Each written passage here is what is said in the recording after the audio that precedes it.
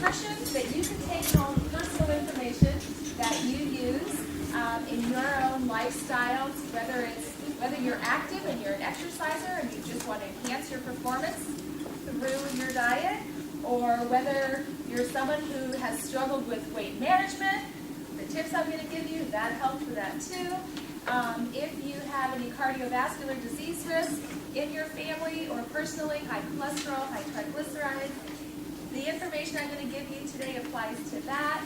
I've really kind of put together a talk of 7 simple habits, and although it may sound simple, I'm going to give you the science behind all of those, and you can take these home and use them personally. Also, I want to take these 7 habits and have you take these ideas back to your workplaces.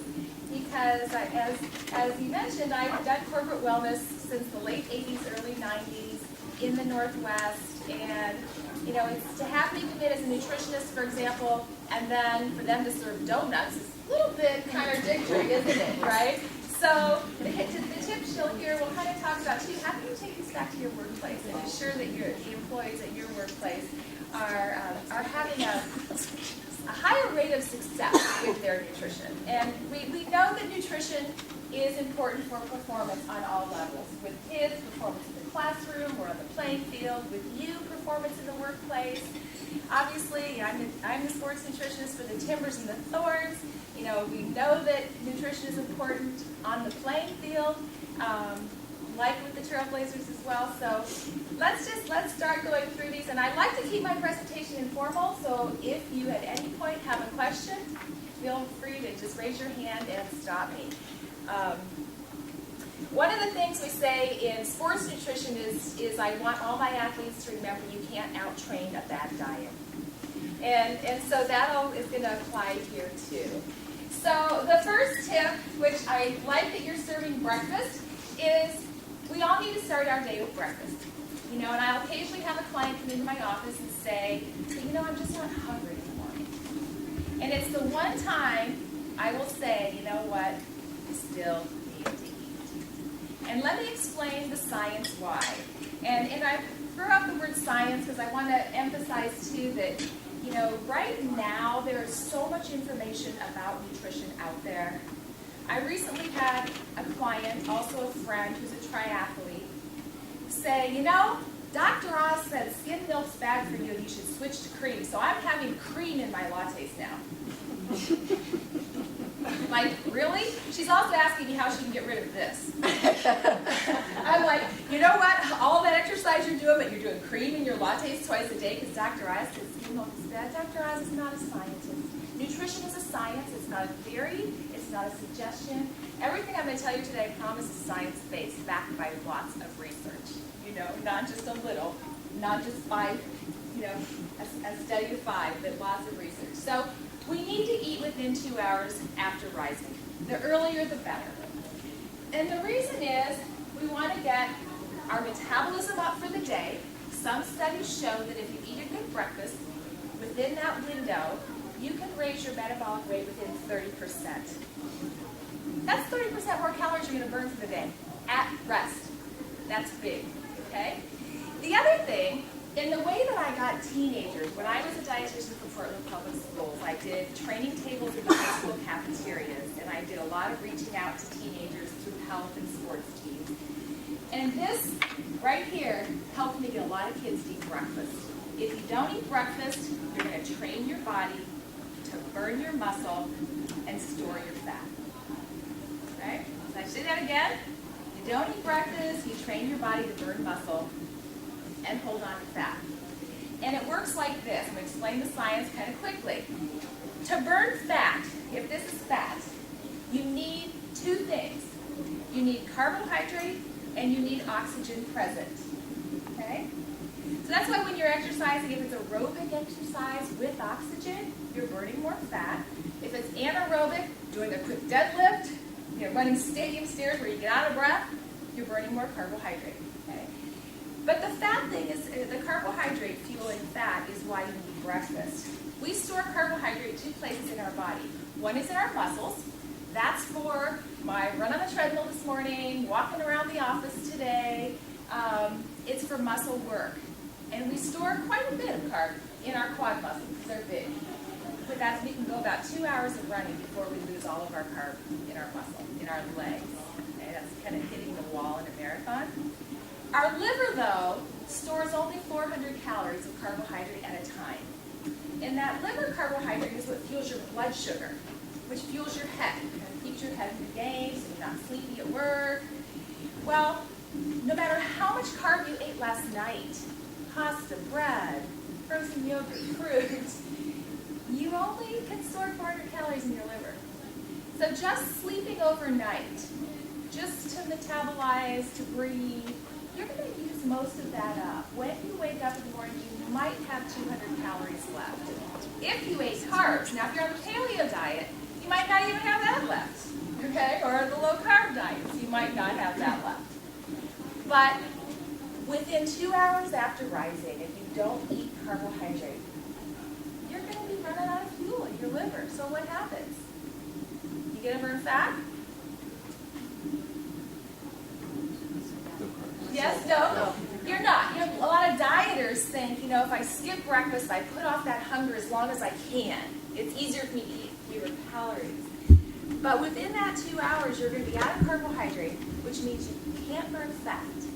So what your body can do very efficiently, unfortunately, is go to your muscles, raw protein, carry that protein to your liver, and your liver breaks that protein down to sugar. And your blood sugar comes up, but you probably have that little lull in the morning, and kids do too at school if they don't eat breakfast.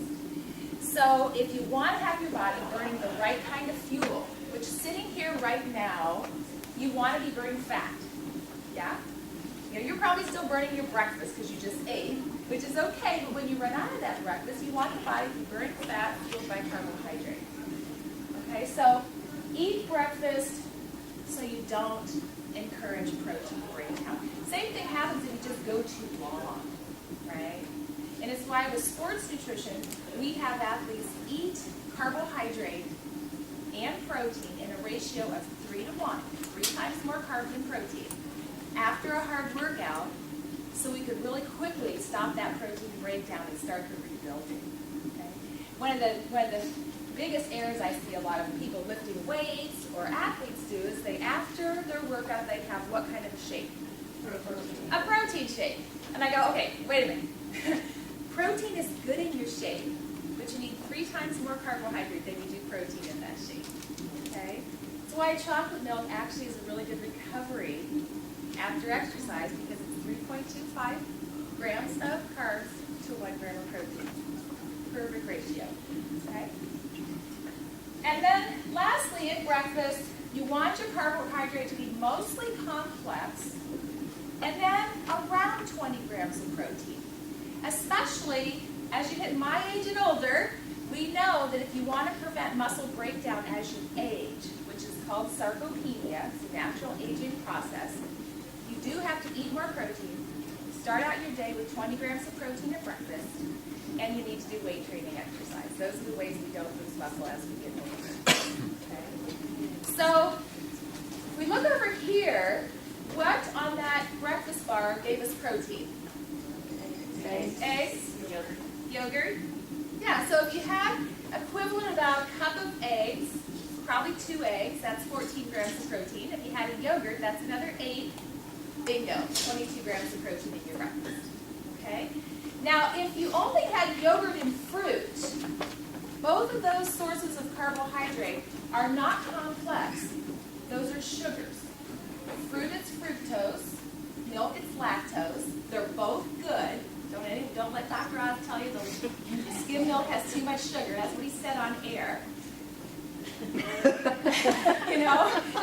But there's no complex. Okay, the same triathlete friend of mine that came in through a consult, I said, no, you've got a really pretty good breakfast, but there's no complex carb in there. Because even as a triathlete, she had heard about lower carb diets if you want to lose this. She took the oatmeal and the toast and the cereal out of her breakfast. And I said, you know, if you really want to perform better the rest of the day, put that oatmeal back in your breakfast. Put those eggs with 2 pieces of whole wheat toast or a half of a whole wheat bagel. And there I'm just talking portion size, which I don't have But a 1 ounce piece of bread looks like the old floppy disk. A lot of our bread today has gotten bigger, right? And a bagel is 3 to 4 ounces of bread. So a half is probably going to be 2 if it's a good sized bagel from like Noah's or Starbucks. Okay? So make sure you have some whole grain, complex carbs in your breakfast because that gives you longer staying power. Have 20 grams of protein. You know, Greek yogurt, some of them have up to 20 grams of protein in just 1 cup, like the Fahe. And then we're going to talk about later, do have your fruits and vegetables and your calcium choice too. So I've kind of talked about a good amount of breakfast, haven't I? Ideally, if we were all doing it right, we would take the calories we need in a day, we'd eat them a third of them by noon, a third by 5, and only a third after 5. How many of you think you do that? As many calories at breakfast as you do at dinner? Yeah, we kind of have it messed up here in this country. You know, a lot of people, and including the athletes I often start with, are backloading their calories to the end of the day. You need the calories earlier in the day when you're active, when your brain has to be active, when you're physically active. Okay? I mean, unless you're someone who exercises really hard after work because you're an evening exerciser, you don't need that many calories at dinner. But you need them early in the day so you burn them off and fuel your activity. Any questions about breakfast? So we've got whole grains, we got protein, we got some fruit in there. Right? Caffeine is okay, by the way. It is a performance enhancer.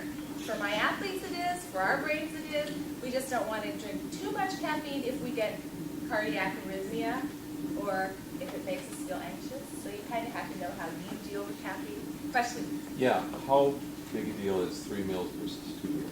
We're going to get to that. All right. So let me put off that question. Okay? And I've gone through this already with breakfast, but all of our meals should be like this. We want to have them pretty balanced in carbohydrate, protein at every meal. Okay? Because the carbohydrate is our immediate energy now. Okay? Protein is the next hour, and fat is the next hour. So when I tell my athletes, you've only got an hour after school before practice, you can just have carbs. Grab a banana, mini bagel, a Cliff Bar, Kid Cliff Bar, depending on your size, right? If you've got 2 hours before practice, you have carb and lean protein because it takes about 2 hours for protein to get out of your stomach. If you have 3 hours, you can have a whole mixed meal of carbohydrate, protein, and fat. So for those of us that want our meal to last us at least 3 hours, if not 4, we want to have the carb, pro, and fat in every meal. So it's not enough to just grab a banana for breakfast or just a piece of toast, right? We want it balanced. And then we want a source of healthy fat. Okay, so what is healthy fat anyway? Moonstruck dark chocolate has healthy fat. Yeah, it does. The fat in dark chocolate is stearic acid. It doesn't raise blood cholesterol. It actually has phytonutrients very similar to blueberries. So we're good with dark chocolate. Now milk chocolate has the butter fat, which is saturated, which is not so good for cholesterol levels. But throw out some other sources of healthy fat. Dark chocolate, nuts, avocado, fish, beans, olive oil. What else? legumes, beans. Beans and legumes really don't have much fat, but they have a little bit, like soy. Soybeans do.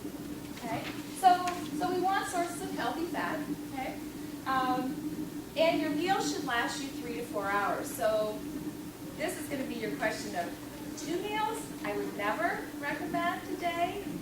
3 is the minimum. And that takes us to our next point. How many meals and how often? Right?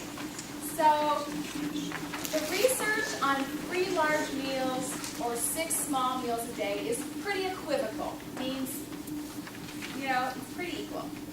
And what I find in my practice, and what most researchers find, is the people who need 6 small meals a day are the people that have really high metabolisms. They burn off their fuel quickly, and they need fuel every 2 hours. Okay?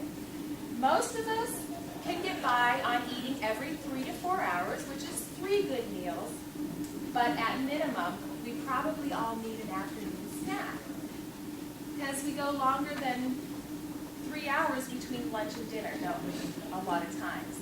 So if our carbohydrate, if our meal's not too big, I mean, there's always exception to this, right? Thanksgiving's coming up. You eat such a big meal, maybe you only need one on that day, but I don't recommend it because you set yourself to overeat if you skip breakfast and lunch on that day, right? But the people who have a slow metabolism, okay, often do better with a bigger meal 3 times a day. And here's why.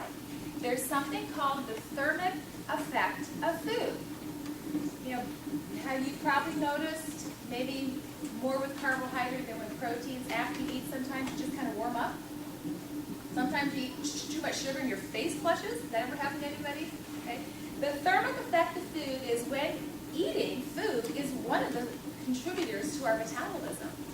Okay, we actually warm up and increase our metabolism after every meal. So I come from a family where there's obesity. So one, I exercise almost every day because we know that's important. But I do better with 3 big meals, so I get that big increase in my metabolism after every meal 3 times a day.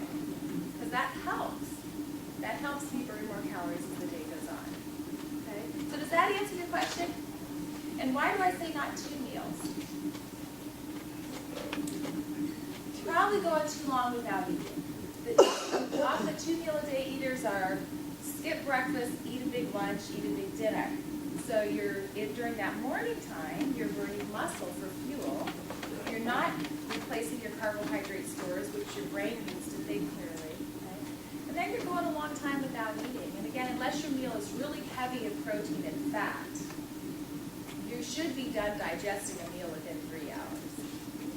Okay? If you're eating too much fat, too much protein, which is what, like the old Atkins diet threw at people, you know, that meal lasts you longer. And that's actually one of the reasons that those Atkins type diets work for people, is because you eat all the butter and steak you want.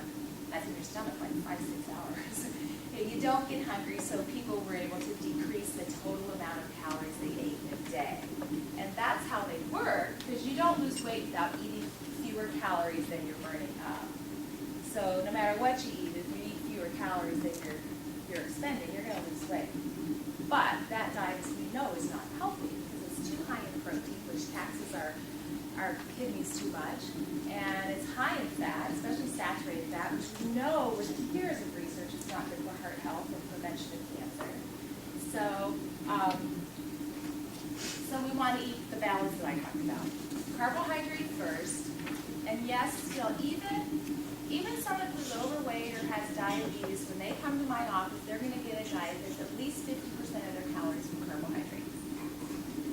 40% of those, or 45, is going to come from complex, and only 5 to 10% from sugar, but carbohydrates still, we know, plant-based diets, higher in carb, are the healthiest diets for longevity.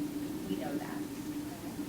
Then they're going to get a plan that's anywhere from 12 to 15, 18% protein.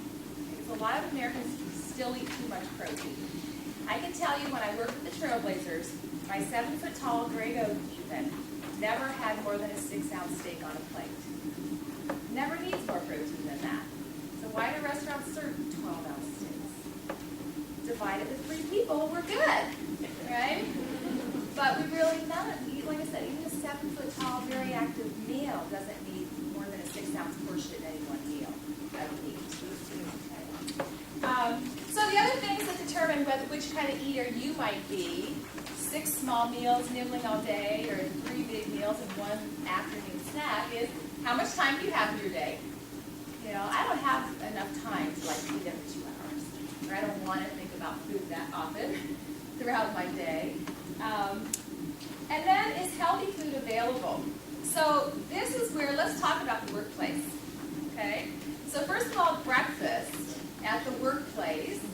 If there's a meeting, do you bring in whole wheat bagels and fruit and yogurt, or do you bring in donuts and pastries? Which is promoting workplace wellness?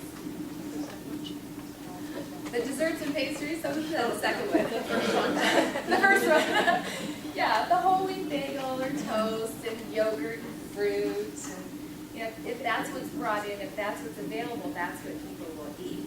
you know, little story, little aside, when I worked for Portland Schools, and this was years ago, and my job was an educator, going into the classroom and teaching kids. And my boss at the time, food service director, told me I could not serve healthy food on a school lunch plate if I didn't have French fries on that plate too. Yeah, so I said, let me show you. So what I did show is that education is important. We started training tables in all 10 high schools in the Portland Public Schools. At Lincoln High School, which was our test school, we went from serving 10 cases of French fries a week to 1 when we opened training table. And training table was baked potatoes and brown rice and whole wheat tortillas with black bean burritos. Served no French fries.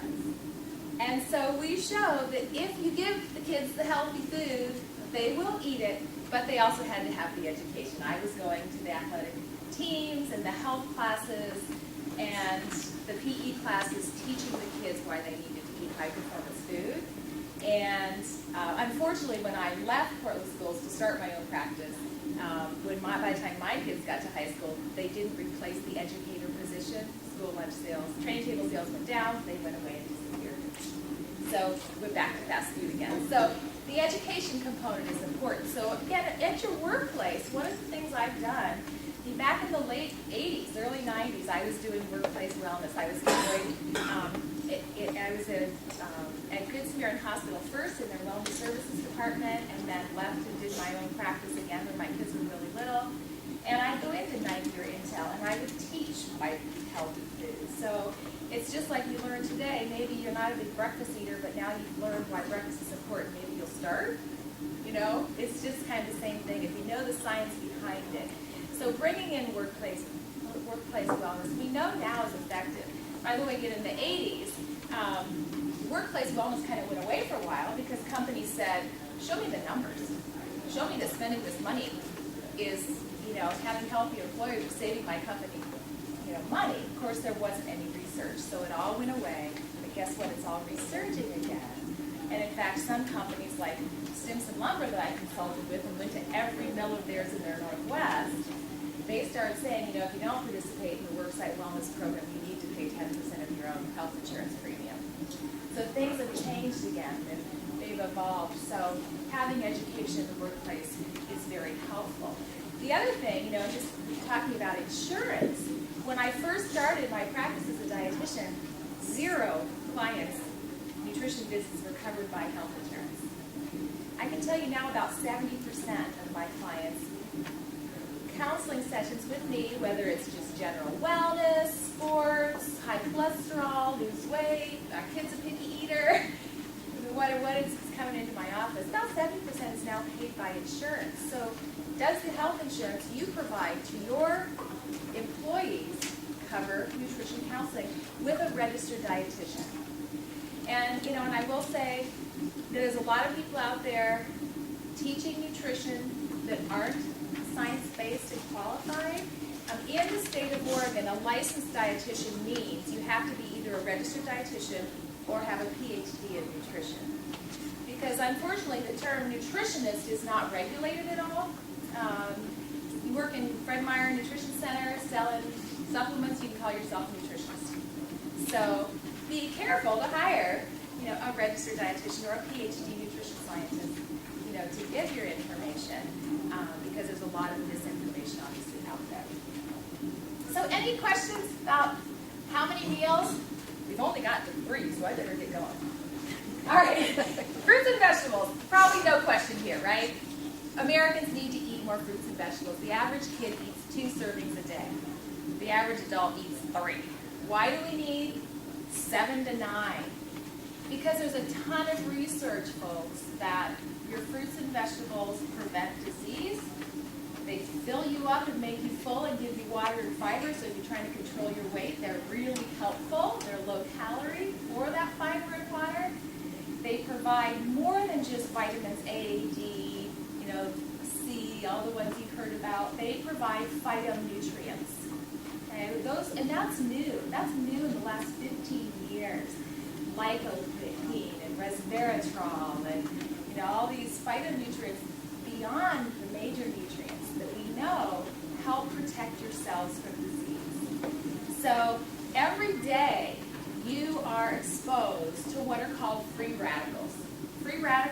are part of our normal metabolism. They're bad guys that when we just metabolize food or breathe air, they're waste products. We also take in free radicals. I mean, go for a run. You're not breathing the cleanest air. You're putting some toxins into your lungs. But those free radicals, we now know, if you have a diet that has a lot of antioxidants, those antioxidants neutralize those free radicals and they aren't harmful to you. So here's my visualization. I don't know how I came up with this, but every single cell wall, every day, can be attacked by these bad guys, the free radicals. If you eat your 7 to 9 servings of fruits and vegetables that have lots of color in them, and that's important. Those antioxidants are like little boxing gloves on your cell walls, fighting off the bad guys. And so you need to get those in your diet. Don't let a meal go by without some fruits and vegetables. Just throwing spinach into those scrambled eggs. And I had eggs and spinach this morning on my whole wheat toast. Just as a serving of vegetables, and then fruit with the yogurt. There you've got 2 servings right in breakfast, right? So a half cup cooked or a whole cup raw. Juice is over here on the breakfast bar. 4 ounces of juice is considered 1 serving. But we obviously don't want to drink our fruits and vegetables, right? Because, 1, we know that drinking fruit juice does not suppress appetite. You go to Jamba Juice and get a 600-calorie juice smoothie. Studies show you probably eat the same amount of calories in that next meal as if you've never had it. Go to Burgerville and get a milkshake, you're going to eat less. If you're intuitively eating it according to your appetite, okay? Because the milk that's in the milkshake does suppress your appetite. Juice does not suppress appetite for some reason. So juice isn't all bad. I see athletes that need to get a lot of calories, a lot of fluid, a lot of antioxidants. They can't eat enough, drink juice. Okay? But if you can, try to eat your fruits and vegetables whole. I have one of my Timbers players, like, get green or orange in front of his face, he almost gags. I'm like, okay, drink it, because eating is hard for him. But he's learning now, just from drinking juice, to eat too.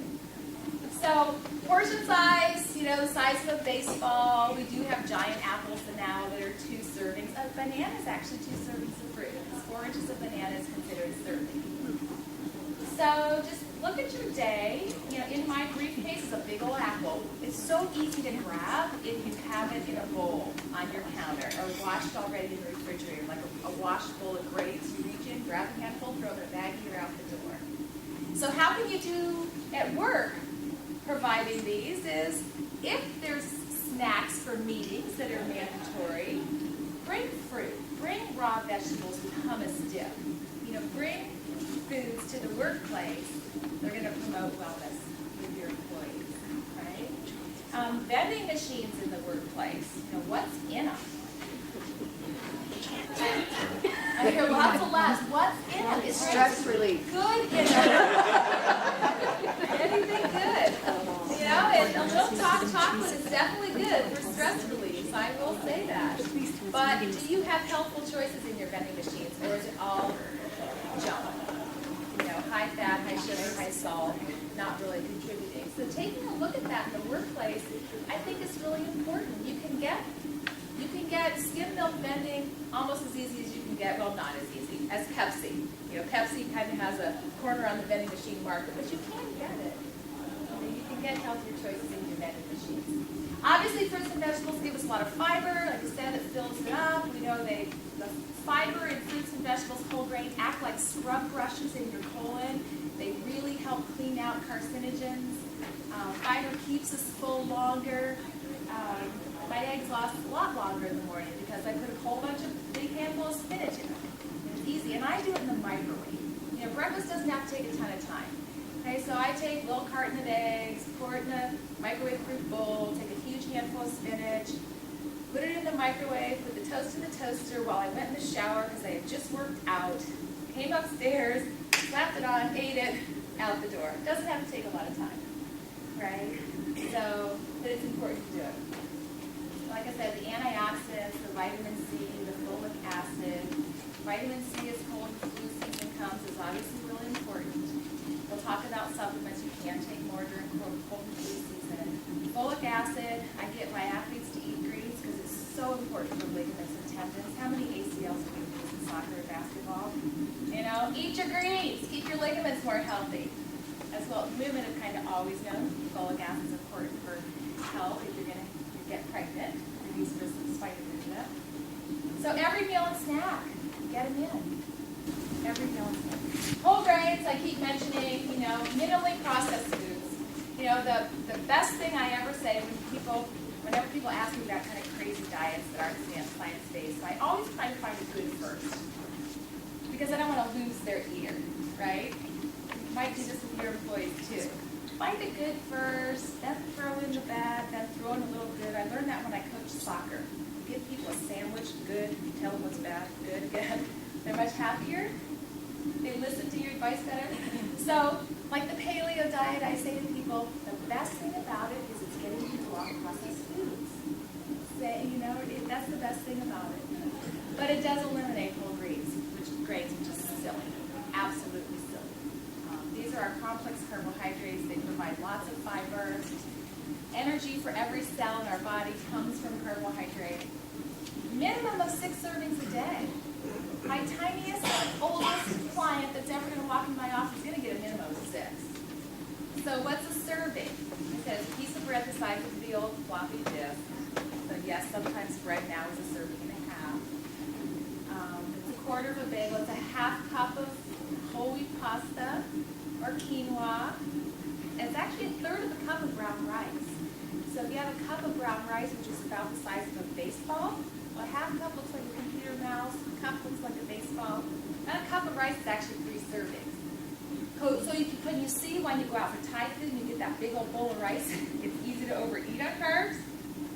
So Americans do overeat on carbs, but it is our premier fuel, so there's no reason to take it out. So it's probably one of the most fun things when people come to see me for weight loss. Really? Really? I can have rice? Really? I can have white potatoes? Yeah, really. You can.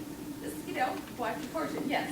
So there's been some talk about our grains being genetically modified to a point where they don't work the way they used to. Is there any science to that, or is this just science to okay? that. Okay. If you look at all the genetically modified food, even soybeans and corn, which, you know, as a nutritionist, I wish that never happened, right? But it has. And we probably can't avoid it anymore because there's so much cross-pollination, you know. There's non-genetically modified corn right next to the acres with genetically modified, there's cross. But if you look at the studies of how those nutrients are working in your body, there's no negatives yet. We don't know any negatives yet. We still get the nutrients, we still get the B vitamins, we still get the iron, we still get the fiber. So right now it's definitely not enough to say don't eat that. Okay? And then, like I said, portions. Questions here? Yeah. I have a question on your previous slide. There is this huge buzz on juicing. Yes. So given the fact that, yes, you're missing the fiber, Yeah. but I myself have done it, and when you're putting this exorbitant amount of fruits and vegetables and juicing them, are you truly getting that same nutrient value if you're doing it that way? You're not getting as much, but the thing you're missing the most is the fiber. So I make smoothies, but I use a blender. Okay, like right now it's like fall, so I'm doing my pumpkin smoothie in some mornings. A half a cup of canned pumpkin, half a cup of Greek yogurt, half a cup of skim milk, tiny bit of honey, and pumpkin pie spice. It is yummy. Okay, or I made for the timbers: avocado, mango, Greek yogurt, skim milk. You know, smoothie. But I don't use a juicer that spits out the fiber. Just use a blender and then watch the portion, because juice calories add up fast, right? Okay, how much time do I have? How much time do you want me? Just 5 minutes? What time did you all promise to get out of here? 15 minutes? Okay.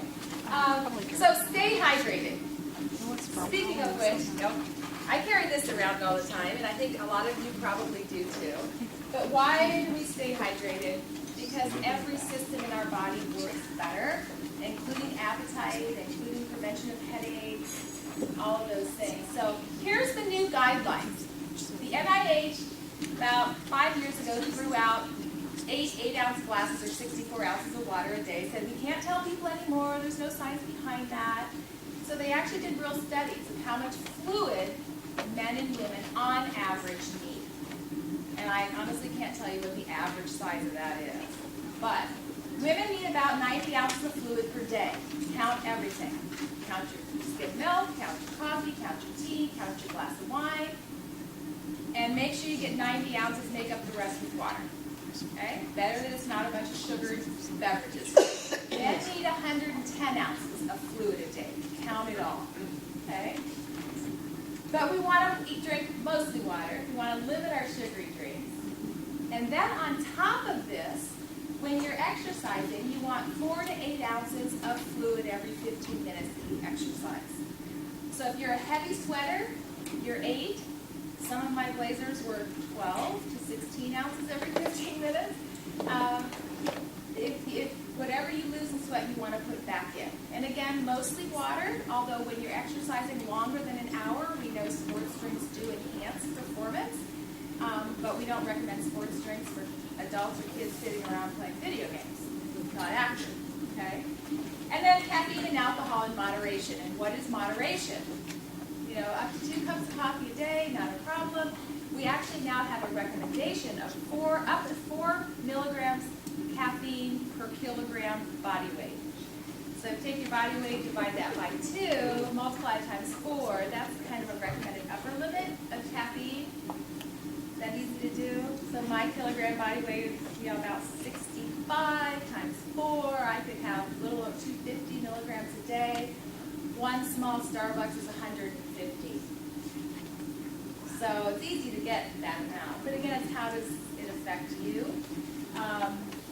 Like tea has about 40 milligrams of caffeine per cup, regular, black or green tea. And then alcohol in moderation. And alcohol in moderation is up to 1 drink a day for women, 2 for men. Okay? And I can say that, I tell my athletes, alcohol in recovery is absolutely silly, because when you have alcohol in your system after you've run a marathon or done a hard weightlifting workout or whatever, the alcohol totally delays the protein rebuilding that should happen after exercise if you have that proper ratio of carbohydrate to protein. Alcohol totally delays that. Also, if you're trying to lose weight or lose this, alcohol, when it's in your system, is the fuel that's going to be used first until it's burned off and gone. So it delays using fat at rest while you're sleeping at night. If you just have 4 glasses of wine, you're going to burn off that weight first before you get to the fat you should be burning when you sleep. So anything over 1 a day for women is increased risk of breast cancer, and anything over 2 for men is liver problems, health problems. So any questions about fluid needs? Drink up, right? And then supplements. I think this is it. Supplements when needed, food first. And any scientist is going to say get most of your nutrients from food. And no matter what they say about our food supply, it still has a ton of nutrients in it. I was just sitting back in the back room when I got here, putting things on my Twitter account. One of the articles I put in was about nutrient needs and food first, and we can still get all our nutrients from food for the most part. Calcium is super important for all of us. Kids who are growing and adults that are aging. If you don't put in your calcium need, you are going to lose bone density. Okay? So we all need about 1,000 milligrams of calcium a day. If you drink 3 glasses of milk, you're good. Or milk and yogurt. If you're skim milk and yogurt, you're good. Or if you do calcium fortified soy milk or almond milk, which I'm not as much of a fan of the almond or hemp or the rice milks as I am of soy or dairy milk, because you get good quality protein in those. But it's really important to get your calcium. So if you don't do milk and yogurt or fortified soy milk or almond milk, take a calcium supplement so that you get your 1,000 milligrams a day. Otherwise, you do lose bone density. Iron is, there's a lot of people, and especially I see this with my athletes. I had huge amount of my athletes that were low ferritin, low iron. Like, whoa, these are males. How's that happening? I thought men ate. Well, they were eating so healthy, chicken. And then the kicking and the headers that they do, they had low iron stores. So I was like, guys, buy chicken thighs. Eat a good lean steak like a loin once a week. Get some good iron from your food. So you don't eat red meat because maybe heart health or you're a vegetarian, which is a lot of vegetarian vegans anymore at your workplaces. You need to take iron. And a 1-a-day multiple vitamin with iron is really the best way to take it. Unless ferritin is super low, like with some of my athletes that we put them on, a big iron supplement. Vitamin D, we live in the Northwest. Almost every athlete we test is vitamin D deficient. And everybody in this room, at your next physical, if you don't know your vitamin D level, get it checked. If at your workplaces you do employee physicals, it's something that should be checked because it's so important for heart health, brain health, bone health. And because we don't get a lot of sun in the Northwest 9 months of the year, we tend to be vitamin D deficient. Even though I spend a lot of time on my bike in the summer, I'm sunscreen from head to toe because I've had some basal cell cancer from no sunscreen when I was young, right? So when you have sunscreen on, you don't make vitamin D either. So take it in a supplement. You can take it in your multivitamin. One thing though, if you're taking calcium, like 1,000 milligrams a day, and you're taking a multivitamin with iron, don't take them together because the iron and the calcium block the absorption of each other. So like I take my calcium 500 in the morning, I take my multivitamin before I go to bed. All adults over 50 should be taking a 1-a-day multiple vitamin, by the way, and kids. Omega-3 fatty acids. We live in the Northwest where there's a lot of great salmon, so you can get all you need if you eat 6 ounces of salmon a week. If you don't eat fish, consider taking an omega-3. Fish oil supplement is the best source because it's the active form of omega-3. If you're a vegetarian, you don't eat fish, you can get vegan forms that come from algae is the best next source, and then things like flax and soy. But consider taking omega-3 is super important for heart health and brain health. Okay? And then lastly, I put folic acid up here because we have women of childbearing age. We want folic acid supplements. It'll be in a multivitamin, but just to prevent birth defects in women who are childbearing age. Any just random questions about supplements? Yes? Is there a brand of supplement for? There's not. There are a lot of people. Supplement industry is multi-billion-dollar industry in this country, and it's totally unregulated until there's a problem, and then the FDA comes in and investigates. So all I expect on any supplement you buy, if it has a little circle with an NSP inside, NSP, it means that maker has voluntarily given that supplement to a third-party organization, the National Pharmacopoeia, and said, here, prove that what I'm saying is in it is really in it, and there's no banned substances in it. Any supplements that I let my professional athletes take, or collegiate athletes, needs to have a Certified for Sport logo on it. That means there are 2 governing bodies in the United States that, again, it's totally voluntary that a supplement maker would give them the supplement and say, we want to sell this to athletes, so give them the peace of mind that there's no banned substances in it, and there's nothing in it other than what I'm saying is in it, in the levels that I'm saying on the bottle. Because if you go to websites like consumerlab.com, every day you'll see supplements that have been third-party tested that what's in it is really not in it, in the amount that they say is in it. So unfortunately, a lot of the designer, really expensive, multi-level marketing supplements that are out there aren't NST regulated. So I just be cautious. If they are good and you want to pay more, do, but you really don't need to. So that being said, I personally buy Kirkland multivitamins because they have an NST logo on them, and that's what I gave the Trailblazers to. So you don't have to spend it. So I have a website, ruthcarey.com, where you can recipe, or my light pesto recipe, or articles on how to train for a marathon. I do have a professional Twitter account. You can follow me on Twitter. And my office is right across the freeway. I'm in the Legacy 12 Medical Building. I have office hours 3 days a week. And I brought business cards up on the table if anyone's interested in taking one. Any last questions? All right, thank you very much.